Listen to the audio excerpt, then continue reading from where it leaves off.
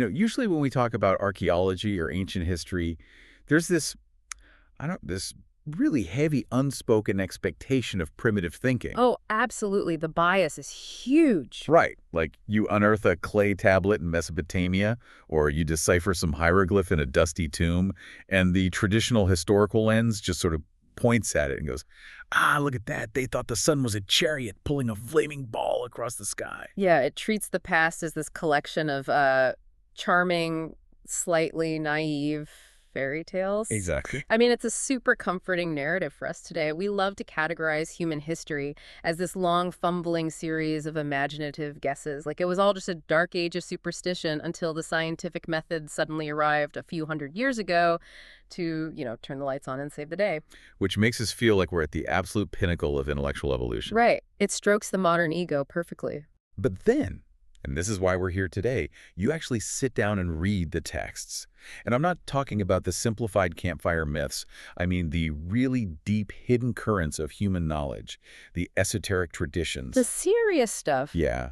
I'm talking about hermeticism in Greco-Roman Egypt, the Kabbalistic texts from medieval Spain, the inner circles of Sufism, the foundational sutras of Buddhism. You read them, and suddenly that comfortable linear timeline of human progress is just completely shattered. It really is. You realize you are looking at an ancient landscape that isn't poetic guesswork. It's staggeringly, almost uncomfortably precise. Which is pretty much the definition of a paradigm-breaking realization, because when you strip away the cultural metaphors, what you are left with isn't magic. It's a rigorous structural mapping of human biology and consciousness. And that brings us to the actual source material we are diving into today.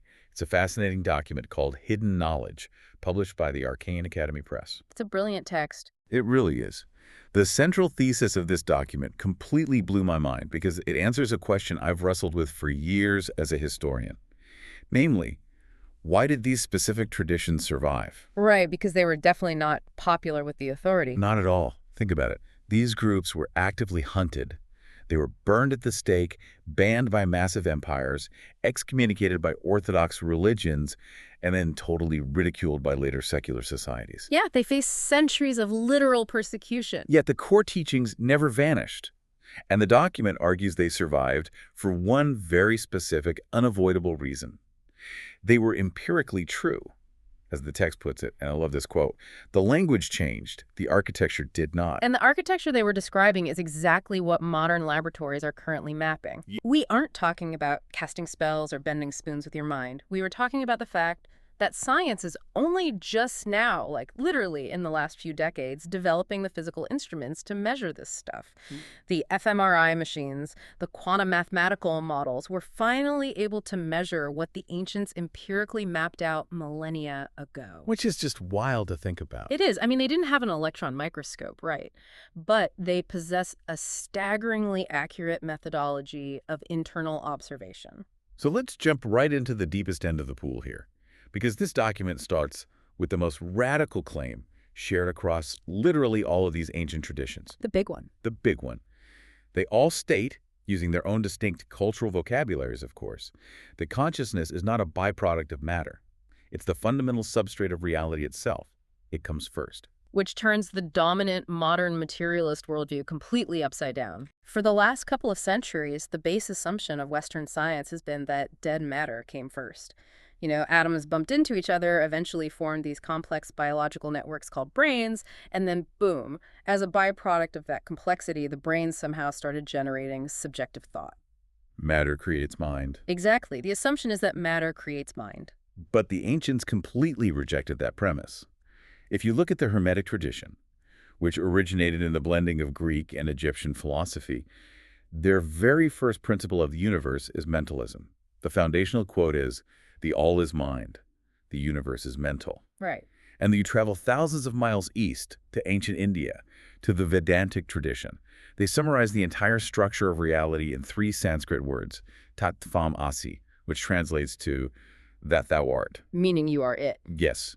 It's the assertion that the individual consciousness, the Atman, is ontologically identical to the universal consciousness, Brahman. So you have two entirely different cultures, separated by massive geographical and linguistic divides, making the exact same structural claim about the fabric of reality. And it doesn't stop there at all. You look at the Gnostic tradition in early Christianity, they talk about the pneuma, right? The divine spark or breath of universal awareness that's just temporarily housed in physical matter. Yeah, very similar concept. Fast forward to the 14th century, you have Meister Eckhart, this brilliant Dominican mystic. He talked about the Seelengrund, the ground of the soul. He claimed it was a dimension of individual consciousness completely identical to the divine origin point. Oh, wow. And then, of course, the Buddhist tradition. Through the philosophy of Nagarjuna in the 2nd century, they describe shunyata. Now, that gets translated as emptiness, which sounds super nihilistic to Western ears, but it doesn't mean a void. No, not at all. It means no phenomenon has an independent, self-existing nature. Everything arises interdependently from the same unified field of awareness. And what is so compelling about this convergence for me as a neuroscientist is that these are not vague spiritual assertions meant to just make people feel warm and fuzzy. Right, it's not just poetry. No. These are precise ontological claims about physics and biology, and they are claims that modern science is being forced to take incredibly seriously right now, primarily because of a massive roadblock that the philosopher David Chalmers formalized back in 1995. Ah, yes. He coined the term the hard problem of consciousness. Okay, look, I actually have to stop you right there. I hear the hard problem of consciousness thrown around a lot in these discussions, but we can map the brain now, right? So we have functional mapping. Yeah, so we know what parts light up when we feel fear or when we taste chocolate. Yeah. Hasn't neuroscience basically solved this? Why is it considered so hard? Well, it's a really crucial distinction. What you are describing, mapping the brain lighting up on a screen, Chalmers, refers to as the easy problems of consciousness. Easy.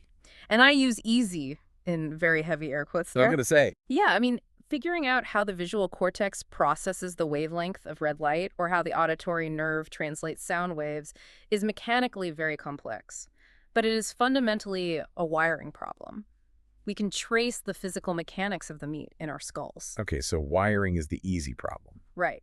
The hard problem is why those physical processes give rise to a subjective internal experience at all. Like, why does it feel like anything to be alive? Oh, I see. Why are the lights actually on inside the house? Precisely. Because if the universe is just dead matter bumping into other dead matter, biological robots could process visual data, avoid predators, and reproduce completely in the dark. Like a computer algorithm. Exactly like an algorithm. They wouldn't need an internal theater of subjective experience. There is absolutely no mathematical equation in classical physics that explains how you get the subjective feeling of love or the visceral taste of an apple out of a carbon atom.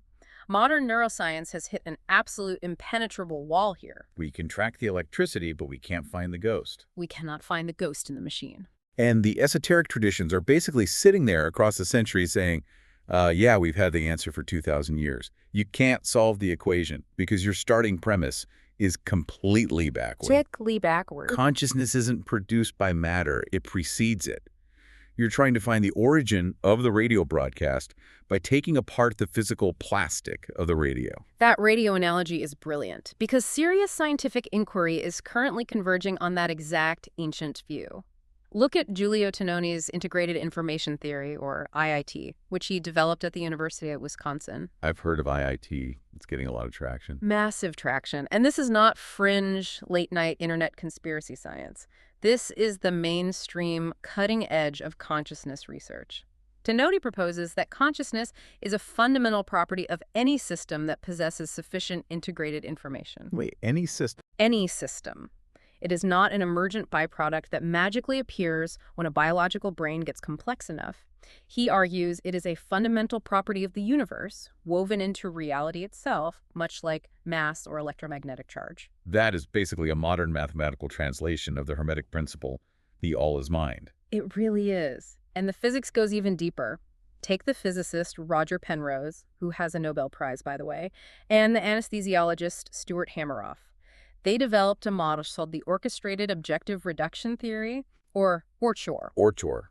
Yeah. They propose that consciousness doesn't just happen in the chemical synapses between brain cells, but actually arises at the quantum level. Specifically, they look at these tiny structural tubes inside our neurons called microtubules. Wait, microtubules, what are those and why do they matter for consciousness? So think of a cell like a building. Microtubules are the physical scaffolding holding the building up. They're these tiny protein structures. Okay, scaffolding. Got it. Now, for a long time, biologists thought they were just that dumb structural support. But Penrose and Hameroff argue that these microtubules are uniquely capable of maintaining quantum superposition. Meaning they can exist in multiple states at once. Exactly. Meaning they can hold quantum states before they collapse into classical, everyday reality. They suggest that consciousness is actually woven into the very fabric of space-time geometry, and our brain's microtubules are acting as quantum receivers to tune into that fundamental field of awareness. Okay, here's a detail from our source document that absolutely blew my mind when you map it against what you just said. What's that? You mentioned Nagarjuna earlier, the 2nd century Buddhist philosopher who talked about interdependence. The idea that nothing has intrinsic, observer-independent existence. Right, Shunyata. Yeah. Our document points out that Nagarjuna's philosophy is structurally identical to the relational interpretation of quantum mechanics developed by physicist Carlo Rovelli in the 1990s. Oh, the parallels are undeniable. Rovelli actually acknowledges this himself in his writing. Yeah. Rovelli's interpretation of quantum mechanics argues that the properties of any physical system do not exist in isolation. They only become real through interaction with another system. There is literally no objective, independent reality outside of a relationship. That is insane. You have a Majamaka philosopher from the year 150 walking around in the Himalayas and a quantum theorist from the 1990s looking at subatomic particles, and they reached the exact same conclusion about the fabric of reality. The exact same. They used radically different methods, separated by 18 centuries, to arrive at the identical realization that reality is a web of relationships, not a collection of isolated things. And the modern verifications just keep piling up. The document mentions the Global Consciousness Project based at Princeton, which has been running since, I think, 1998. I read about that in the deep dive material. It's fascinating. It's wild. They set up random number generators all over the world. These machines are supposed to produce completely random outputs based on quantum tunneling. It should be pure noise. But what they found is that during massive global events that synchronize human attention and emotion, like the tragedy of 9/11, or massive global celebrations, the random number generators statistically deviate from randomness. They become orderly. That shouldn't be physically possible under a materialist worldview. It shouldn't. It suggests that collective human consciousness actually interacts with and organizes physical systems at the quantum level. Plus, the whole emerging field of quantum biology completely changes the game here. How so? Well, quantum biology is kind of the missing link. For decades, classical physicists argued that quantum effects like entanglement or superposition could only happen in highly controlled, ultra-cold laboratory vacuums. They said the human brain is way too warm, wet, and messy to sustain quantum states. Too much biological noise. Exactly. But now we are seeing quantum coherence operating in living systems everywhere. It's how photosynthesis works in plants. Wait, really? Plants use quantum mechanics. Yes. It's also how certain birds navigate using the Earth's magnetic field via quantum entanglement in their retinas. We are seeing it in enzyme catalysis in our own bodies. It proves that quantum phenomena absolutely operate at the warm, messy, biological scale. It makes the bridge between quantum physics and human consciousness so much more plausible. Okay, let me push back on this, though. Let me play devil's advocate for the listener here. Please do. Because it is very, very tempting to look at a 2,000-year-old text and just project our modern understanding onto it. Are we absolutely sure we aren't just cherry-picking modern physics to justify ancient poetry? I mean, how do we know these ancient mystics actually understood this and weren't just making lucky, highly metaphorical guesses that happen to vaguely align with the quantum equation? It's the essential question. If we were going to treat these traditions seriously, we absolutely must apply rigorous skepticism. But the argument against it being lucky poetry is the sheer density and structural similarity of the convergence. Meaning there are just too many similarities. Right. If one guy in a cave makes up a vague metaphor about emptiness, and a physicist later discovers quantum fields, you can comfortably call it a coincidence. Sure. But when multiple distinct traditions, with zero geographical contact, separated by thousands of years, speaking completely different languages, all develop complex, multi-tiered, internally consistent systems that describe the exact same physical architecture, the probability of them all making the same lucky guess collapses towards zero. That makes a lot of sense. They weren't guessing. They were running rigorous empirical experiments. It's just that their laboratory was the human mind and body. Which begs the obvious question. Yeah. If consciousness is the fundamental ground of reality, the origin point of everything, then what is this physical form we are walking around in? Are we just trapped in fleshy spacesuits? That's how a lot of people feel today, yeah. Because a lot of modern spiritual movements talk about transcending the body, as if the body is a cage or an obstacle you have to escape. But the ancient esoteric traditions insist the complete opposite. They insist the body is an incredibly precise biological instrument. The phrasing in the document is perfect here. It says, the body knows. It isn't a cage to escape. It is a highly calibrated antenna designed to interface with that fundamental consciousness. So let's look at the mapping of that antenna, because this is where the esoteric literally hits the anatomical. This is my favorite part. It's incredible. Take the Vedantic tradition from India. For thousands of years, they mapped out the chakra system. They described 7 primary energy centers running vertically along the central axis of the body, from the base of the spine up to the crown of the head. And for a long time, the West totally dismissed this. It was viewed as completely imaginary, woo-woo spiritual anatomy. Total pseudoscience. But our document breaks down the astonishing, almost unbelievable one-to-one mapping of the chakra system to the modern human endocrine cascade. It is remarkably precise. When you lay the ancient Vedic texts next to a modern Gray's Anatomy textbook, the alignment of these energy wheels with our major hormonal glands is just impossible to ignore. Let's actually walk through it because it is staggering when you hear it all together. Let's do it. So, starting at the base, the first chakra, Muladhara, the root chakra, which sits at the base of the spine. The ancient texts associate it with fundamental survival, fear, and grounding. You look at modern anatomy, that location maps directly to the adrenal glands, which sit right on top of the kidneys. Right, and the adrenals are the absolute seat of our survival response. They drive the HPA axis, the hypothalamic pituitary adrenal axis that pumps out cortisol and adrenaline when we are in physical danger. The ancient fight-or-flight center, mapped millennia before the discovery of hormones. Exactly. Then you move up one level. Svadhisthana, the sacral chakra, located just below the navel. The texts associated with creation, reproduction, and primal desire. It maps perfectly to the gonads, the ovaries and testes. Spot on again. Move up again to Manipura, the solar temexis chakra. The ancients associated this with the element of fire, with digestion, transformation, and personal power. It sits right on top of the pancreas. And the elegance of the solar plexus mapping is stunning. The pancreas regulates insulin and glucagon. It literally dictates how the body breaks down cellular matter and converts it into usable metabolic energy. It's the furnace. It's the furnace of the body. The ancients intuitively described this area as the fire center. The metabolic hormonal reality is an exact functional match for their metaphor. And then we reach the center, the heart chakra, Anahata, which is associated with love, immunity, and connection. Anatomically, this maps to the thymus gland, which sits right in the upper chest. Which is brilliant because the thymus is quite literally the training ground for our immune system's T cells. It is how the body learns to protect itself and heal. It's the biological center of physical resilience. Then the throat chakra, Vishuddha, associated with voice, truth, and growth. That maps perfectly to the thyroid gland, which regulates our physical growth and overall metabolic rate. Moving right up the endocrine cascade. Right. Moving up to the head, we hit the third eye, Ajna, the center of insight and command. Anatomically, this maps directly to the pituitary gland. And what does modern endocrinology call the pituitary? The master gland. The master gland. It controls the function of almost all the other endocrine glands in the cascade. And finally, the crown chakra, Sahasrara, located at the very top of the head. It's associated with higher states of consciousness and divine connection. This maps to the pineal gland.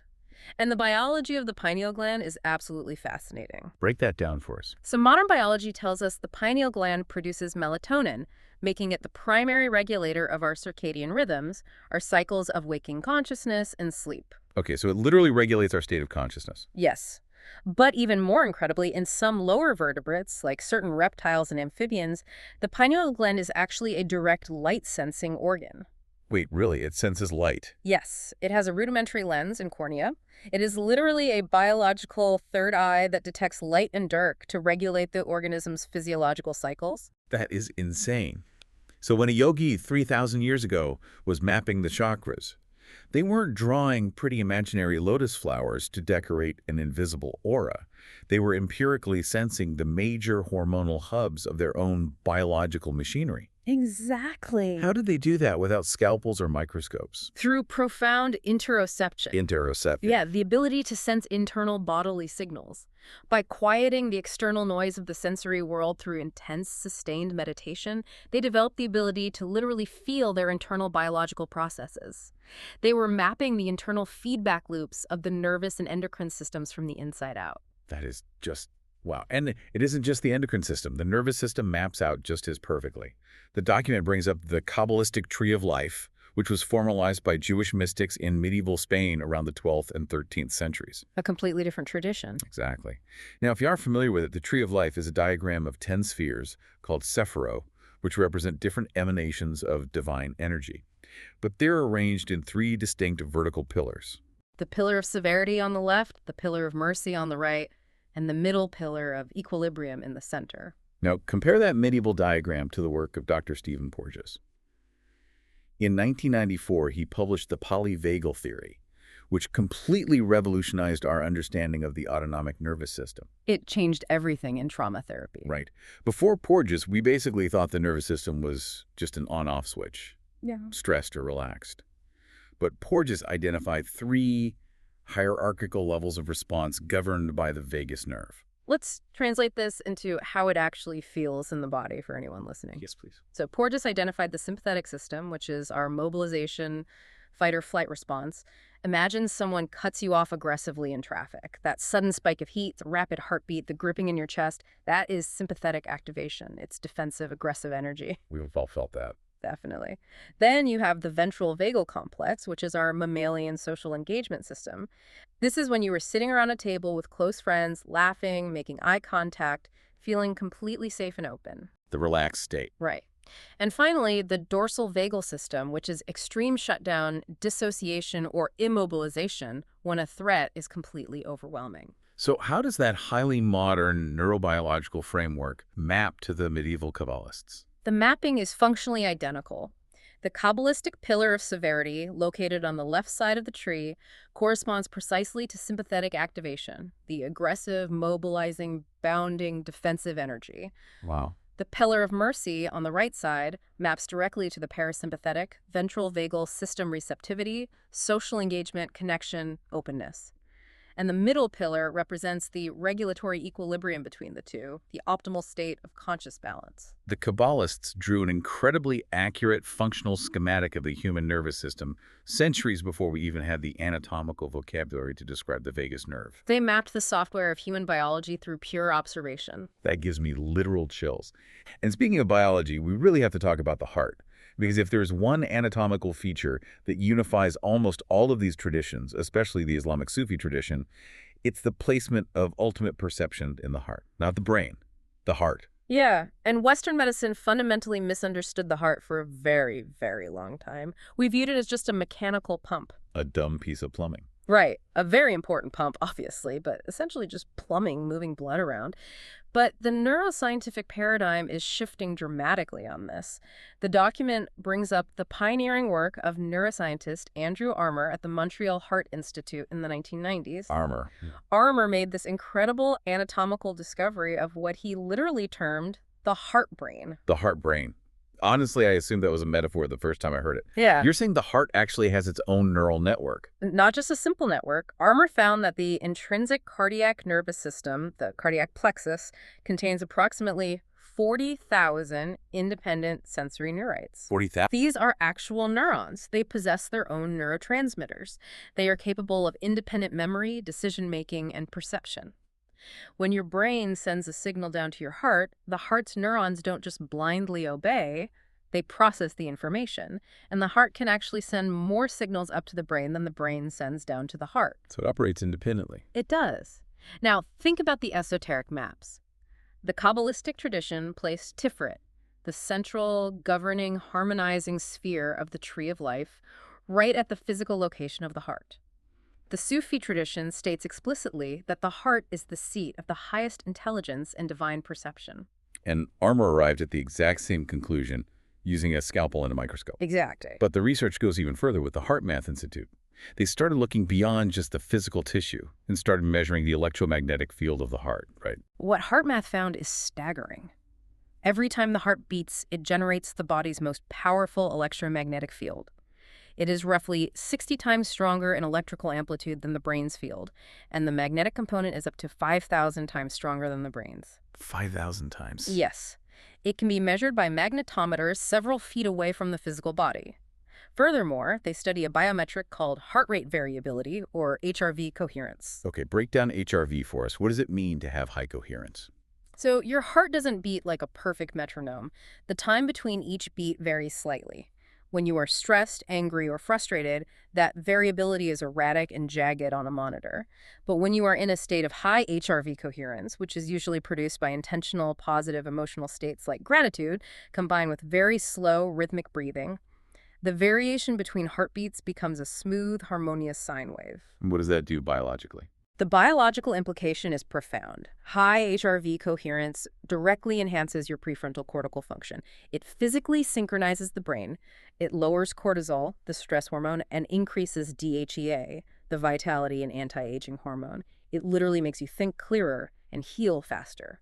Which casts an entirely new light on the Sufi practice of dhikr. Absolutely. For anyone listening who doesn't know, dhikr involves the rhythmic, repetitive chanting of sacred phrases, usually the names of God, perfectly synchronized with deep, extremely specific breathing patterns.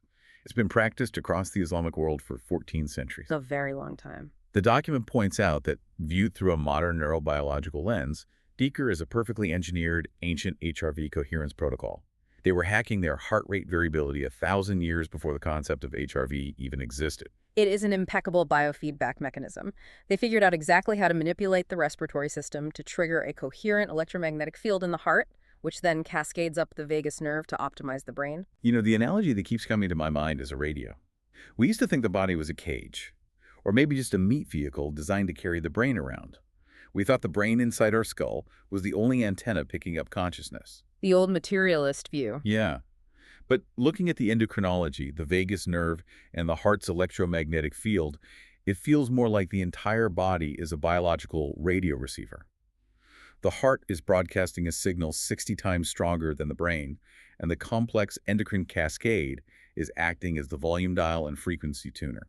That is a perfect way to visualize it, and that analogy is entirely validated by the research of Dr. Candace Pert at the National Institutes of Health. What did she find? She was a pioneering pharmacologist who discovered that neuropeptide receptors, which are the molecular chemical basis of our emotional states, are not just located in the brain, they're distributed densely throughout the entire body. Throughout the whole body. In the gut, the immune cells, the heart. She literally called the body a second brain, a highly distributed, unified information processing network that actually stores memory and emotion in physical tissue. Which completely explains why these esoteric traditions always insisted on highly physical bodily practices. Yoga uses asana's complex physical postures. Buddhist monks do hours of body scanning meditations. Freemasonry uses highly physical embodied rituals where you move through specific space. They are just mental exercises. No. They weren't just making people move around for the theatrical drama of it. They implicitly knew that you couldn't transform the mind without physically recalibrating the second brain of the body. The body has to process the change. Precisely. They're engaging the body as a primary, non-negotiable instrument of transformation. You cannot think your way to enlightenment if your nervous system is trapped in sympathetic overdrive. Okay, so we've established the ground of consciousness as the fundamental reality. We've established the physical body as the tuned receiver. Now let's zoom out to the environment, the actual structure of the reality we are walking through. The macro scale. Right, because this brings up another hermetic principle from the text. Nothing rests. Everything moves. Everything vibrates. It is the core idea that reality is not made of solid, permanent things, but of vibrating patterns. Which is, almost word for word, the foundational premise of modern quantum field theory. Is it really? Oh, absolutely. We all grew up learning about atoms like they were little solid billiard balls orbiting each other. But modern physics describes all subatomic particles not as solid physical objects, but as temporary excitations, as localized vibrations in underlying invisible quantum fields that permeate all of space. The document mentions the discovery of the Higgs boson at CERN in 2012 here. How does that connect to vibration? The Higgs field is a perfect example of this ancient principle. Before the Higgs mechanism was understood, physics struggled to explain why things have mass, why they feel solid and heavy to us. The Higgs discovery demonstrated that what we perceive as solid mass is actually just a result of a particle interacting with a pervasive, invisible energy field. So matter isn't stuff. Nope. Matter is just a particular mode of vibration interacting with a field. The universe isn't made of solid stuff. It is made of interacting patterns of resonance. And this brings us to one of my absolute favorite topics as a historian: sacred geometry. Ah, this is fascinating. Because the ancients didn't just intuitively know that everything vibrated, they actively mapped the geometric shapes of those vibrations.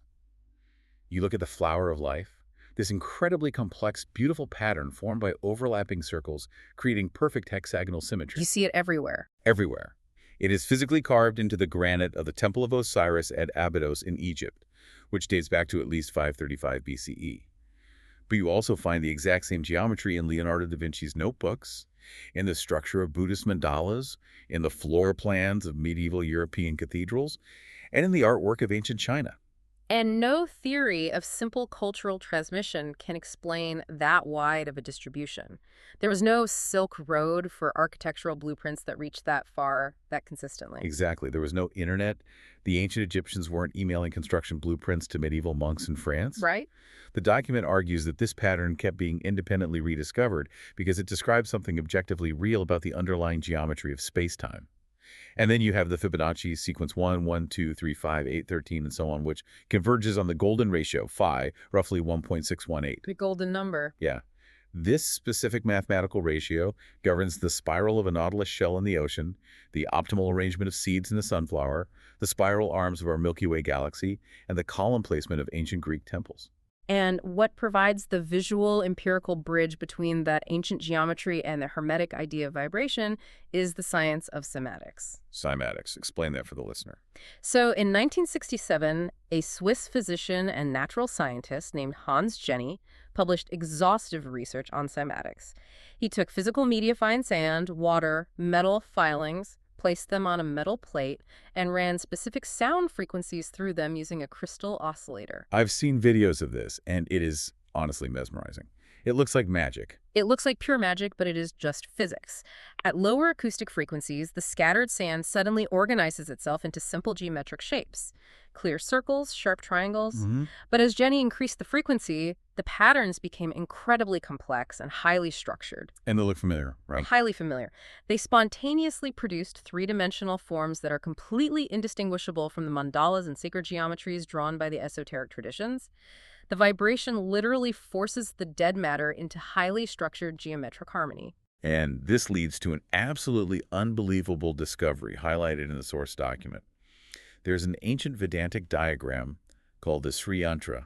Ah, yes, the Sri Yantra. It is a wildly complex, sacred geometric diagram constructed from 9 interlocking triangles radiating from a central point. It has been used for deep meditation by yogis for centuries. A modern researcher named Dr. Hans Cousteau decided to test this diagram. And the results were stunning. He mapped the specific sound frequency traditionally associated with the anahata, the heart chakra. He ran that exact sound frequency through a somatoscope, vibrating a plate of sand, and the physical matter instantly snapped into the exact, precise geometric pattern of the Sri Yantra. It is a stunning, undeniable validation. The Vedic tradition had somehow mapped the exact mathematical relationship between a specific biological sound frequency, an internal human energy center, and its precise geometric manifestation in physical matter. And they did it thousands of years before we had the electronic machines to make that sound visible in sand. And this scale of patterning brings us to another famous Hermetic principle. As above, so below. The idea that the micro and the macro followed the exact same structural rules. Right. In modern mathematics, we call this fractal geometry, which was formalized by Benoit Mandelbrot in the 1970s. A fractal is a self-similar pattern that repeats at every scale of magnification. Like a fern. Exactly. If you look at the branching pattern of a tiny fern leaf, it is the exact same geometry as the whole fern.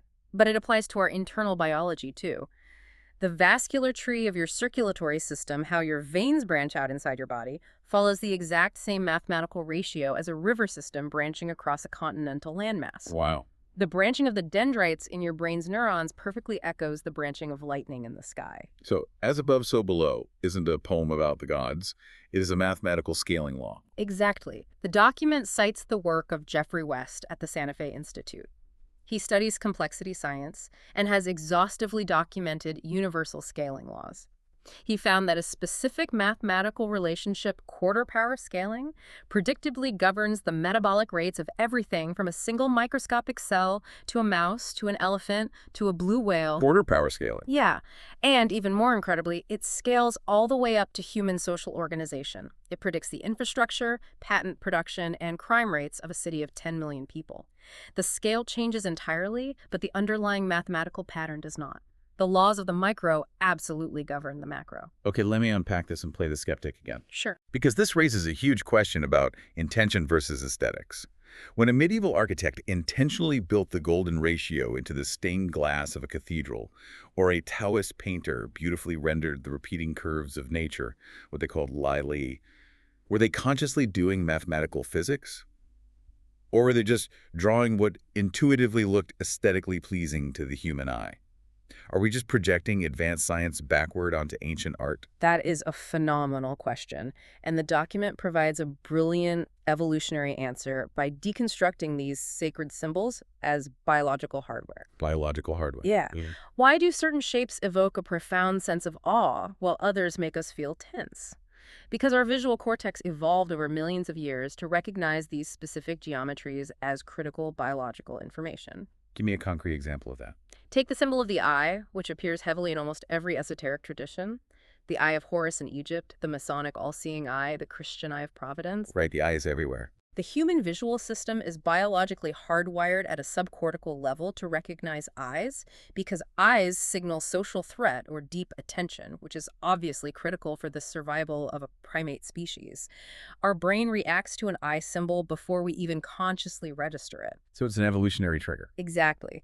Take the triangle pointing upward. It visually mimics mountains, structural dominance, or an arrowhead.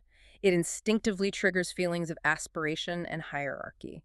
The circle mimics the pupil, the sun, or cellular enclosure. It universally signifies completeness and unity. So sacred geometry isn't just cultural conditioning, it's literally a graphical user interface for human biology. A GUI for the brain.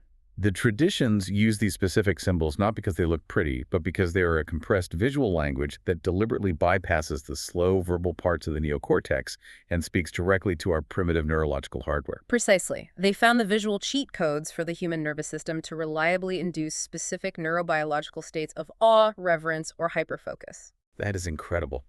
Okay, so we know the fundamental structure of reality is this vibrating fractal geometry of consciousness. We know the body is the tuned receiver for it. Now we arrive at the most practical part of the deep dive, the mechanism of change. The application. Right. If reality has this distinct structure, how do we actually hack it? How do we use this architecture to change ourselves? The unanimous answer across all the traditions is by deliberately and rigorously training the mind. They all agree that the human mind in its default state is chaotic and unrefined, but it is not fixed. It is highly plastic. Let's look at the Gnostic tradition here.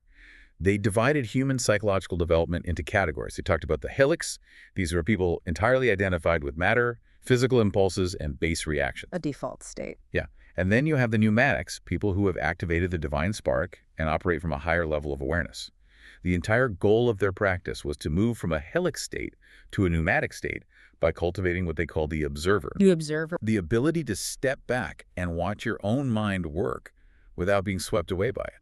And if we translate that ancient psychological model into modern neuroanatomy, it is perfectly accurate.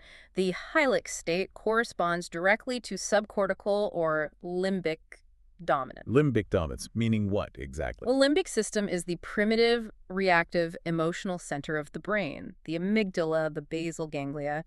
When you are hylic, your behavior is being driven entirely by these centers. You get insulted, you instantly yell back, you feel a craving, you instantly eat.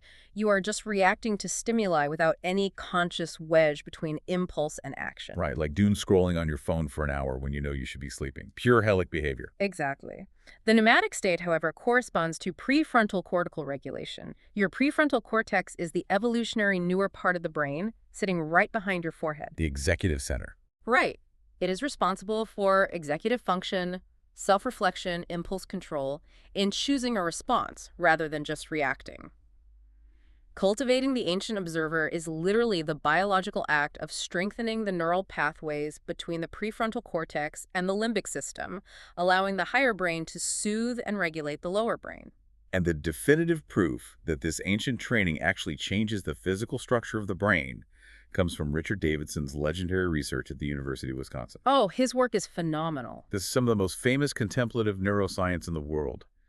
Davidson took Tibetan Buddhist monks practitioners who had logged anywhere from 10,000 to 50,000 hours of intensive meditation and put them in fMRI and EEG machines. And what he found completely shocked the Western neuroscience community. These monks were producing gamma wave oscillations at frequencies and amplitudes that had never previously been recorded in healthy human beings. For the listener who isn't a neuroscientist, what normally produces gamma waves? So brain waves operate at different frequencies depending on your state. Delta is deep sleep, theta is light sleep or deep relaxation, alpha is calm wakefulness, beta is active thinking. Okay, so a scale of activity. Exactly. Gamma waves are the highest frequency. They're usually associated with moments of intense, hyperlucid focus, insight, or sudden bursts of problem solving. It's the aha moment wave. Like when a complex math problem suddenly clicks. Right. A normal person might have a brief spike of gamma for a fraction of a second when they figure out a puzzle. These Tibetan monks were sustaining massive gamma waves synchronously across widely distributed networks in their brain for minutes on end, entirely at will. That is wild. They were living in a continuous aha moment. And it gets better. Davidson didn't just measure electricity, he found actual structural changes in the physical meat of the brain. He found increased gray matter density in the left prefrontal cortex, which is associated with positive emotion, resilience, and emotional regulation. They physically built a better brain. They did.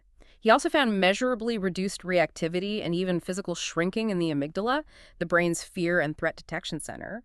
And he found structural changes in the insula, which controls interoceptive awareness, the ability to physically sense your body's internal states. So neuroplasticity is very real. They weren't just thinking different thoughts. They were physically reshaping their brains through sustained attention. Yes.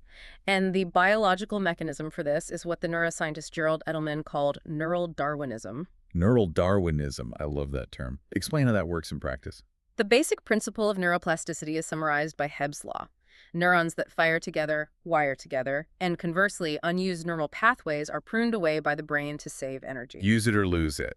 Exactly. If you constantly activate the pathways of anxiety and anger, those physical connections get thicker and faster, like turning a dirt road into a paved superhighway.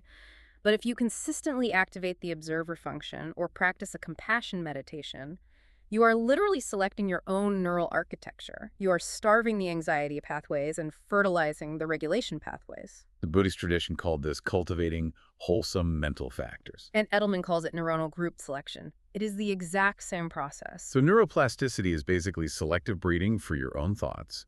You are the gardener, and the ancient meditative practices are the pruning shears. That's a great analogy. But we actually had to push this one step further, down past the cellular level to the level of DNA. Wait, DNA? Yes, because the document brings up the hermetic principle of cause and effect. Every cause has its effect. Every effect has its cause. Modern science has actually found the molecular mechanism for how our internal states cause physical reality to change, and it's called epigenetics. Epigenetics. The radical idea that your genes aren't your permanent destiny. Right. For a long time, the dogma of biology was that your DNA sequence was a fixed, unchangeable blueprint. You get your genes from your parents, and that's it. You're stuck with them. But that's not the whole story. Not at all. Epigenetics shows that your environment, your behavior, and your internal emotional states can turn certain genes on or off without changing the underlying genetic code. The document cites Michael Meany's landmark research at McGill University. The rat study, right? Yeah. He studied rats and found that the level of maternal care a mother rat provided, literally how much she licked and groomed her pups, produced measurable changes in gene expression in the offspring. Specifically, it altered the methylation of the glucocorticoid receptor gene.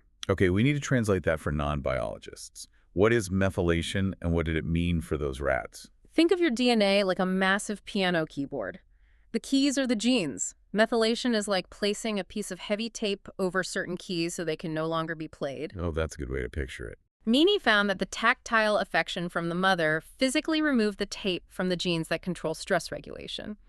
It meant that based purely on the behavioral affection they experienced, their physical genes altered how they handled stress, their social behavior, and their cognitive performance into adulthood. They became braver, calmer rats. Yes.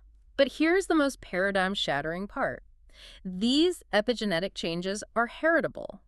The behavioral effects of that early experience can persist across multiple subsequent generations. Without the DNA mutating. Without a single mutation. The actual DNA sequence didn't mutate, but how the DNA was read changed, and that new reading pattern was passed down to their children and grandchildren. So an internal state, a sustained emotional or physical practice, alters your literal gene expression, which then ripples across generations.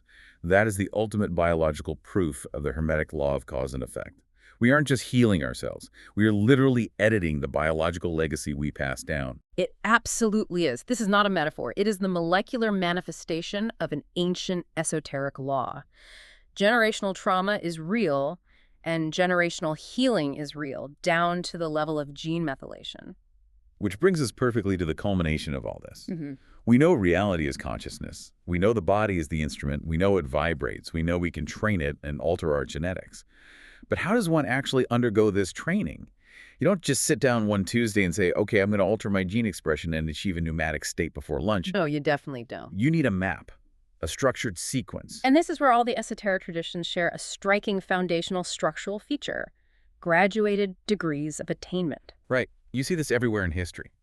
Freemasonry has its foundational 3 degrees: entered apprentice, fellowcraft, and master mason, and then the 33 degrees of the Scottish Rite.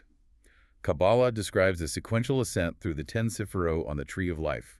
Buddhism meticulously maps the jhanas, which are specific meditative absorptions, and the progressive stages of awakening.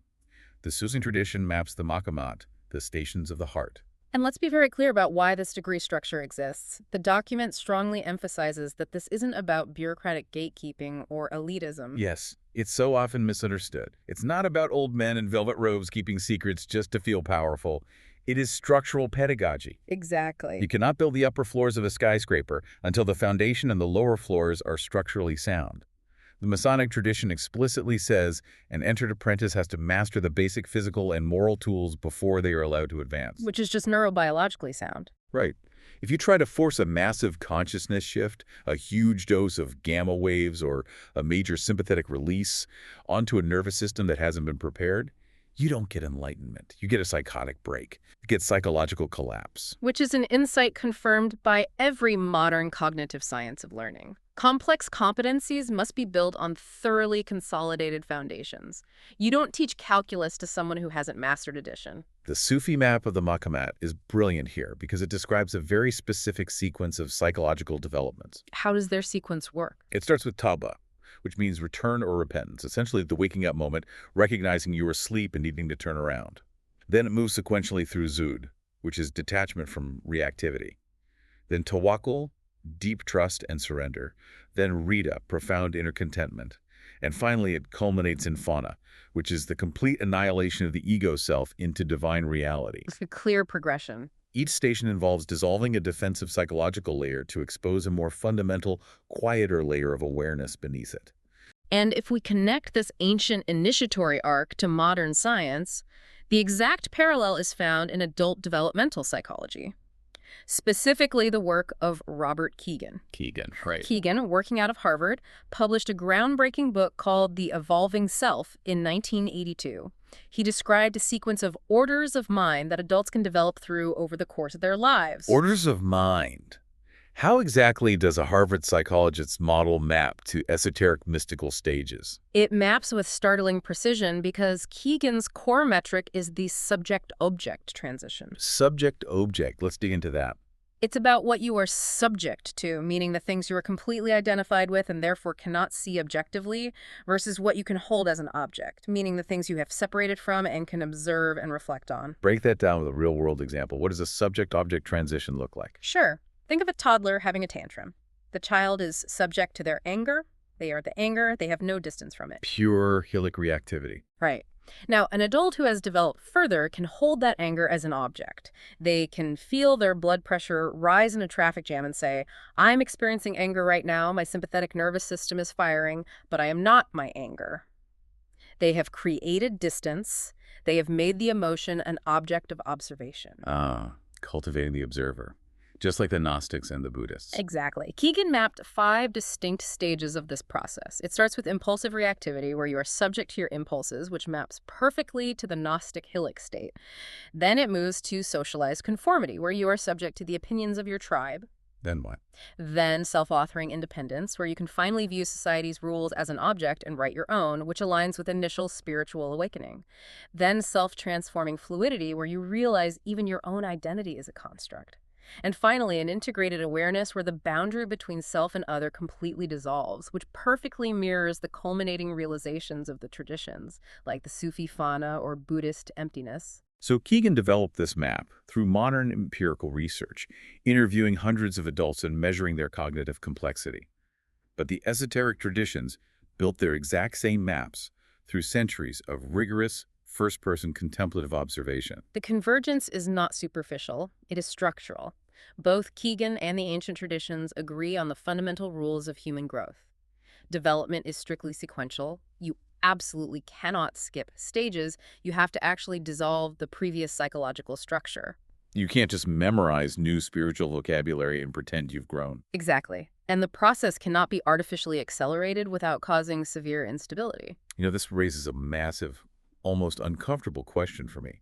If Keegan's psychological model and the Sufi stations of the heart and the Buddhist stages of awakening and the Masonic degrees are all functionally identical, does that mean modern therapy is essentially just a secular version of an ancient initiatory rite? That is a very compelling and honestly probably accurate way to look at it, especially when you look at depth psychology, Jungian analysis, or the rapidly emerging field of psychedelic-assisted therapy. Oh, definitely. The protocols for these modern therapies are designed to guide people through the exact same dissolution of rigid ego defenses that the ancient initiations were designed to facilitate.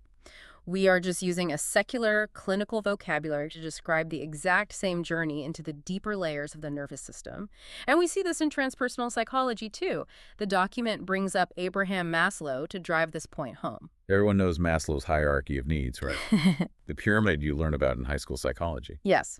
But the document focuses specifically on his later, lesser-known work from the 1960s and 70s. Maslow started studying what he called peak experiences and plateau experiences. What were those? These were transient states of consciousness characterized by a profound sense of unity, timelessness, effortlessness, and the temporary dissolution of the ego boundary. Maslow found these states occurring naturally in psychologically healthy, highly developed adults. And let me guess, those peak experiences map directly onto what the Sufis call a transient spiritual state, or what the Buddhists call a jhana, or the Vedantic samadhi. Precisely. Maslow reached his conclusions by interviewing modern, secular adults in America. The contemplative traditions mapped the exact same terrain through millennia of rigorous, structured meditation in monasteries and temples. The human nervous system only has so many ways to process ultimate reality, and whether you are a modern psychologist or a medieval mystic, if you look closely enough, you will draw the same map. Okay, we need to synthesize all of this because the sheer amount of convergence we've covered today is just staggering. It's a lot to take in. It is. When you pull back and look at the massive paradigm shift this document presents, it changes everything about how we view history. These traditions, hermeticism, Kabbalah, Sufism, Buddhism, Masonry, they are not competing religions fighting for ideological supremacy over who has the best imaginary friend. No, they aren't. They are distinct, specialized expeditions sent out from different cultures across history that kept returning with the exact same map of the human nervous system and the architecture of consciousness. And modern science, whether it's quantum field theory, neuroplasticity, epigenetics, complexity science, or polyvagal theory, has arrived at versions of all of these claims using its own distinct methods. Right. Science didn't set out to prove ancient esotericism right. Following the hard evidence simply led physicists and neurobiologists to structurally similar conclusions. The traditions were not describing magic, they were describing biological and physical mechanisms. We just finally built the microscopes, the fMRI machines, and the quantum math capable of measuring them. Which leaves me with a final, very provocative thought. one that I really want the listener to mull over after this deep dive ends. Let's hear it. We have just spent an hour establishing that ancient mystics were somehow able to map the endocrine cascade, quantum interdependence, and epigenetic neuroplasticity thousands of years before modern technology existed. They did it entirely through disciplined, internal, empirical observation. So, what else did they write down? That's the real question. What else is sitting in those dusty texts, dismisses myth that modern science just hasn't caught up to yet? It is a thrilling question. The document ends by stating that the traditions are not museums to be passively admired. They are open laboratories. The knowledge is available, and the internal experiments are fully reproducible. You just have to view your own mind and body as the ultimate proving ground. So, the next time you look at an ancient symbol or read a piece of esoteric philosophy, don't just see a crumbling ruin of primitive thinking. You might just be looking at a biological blueprint that we're only beginning to understand. The architecture remains. Thanks for taking the deep dive with us.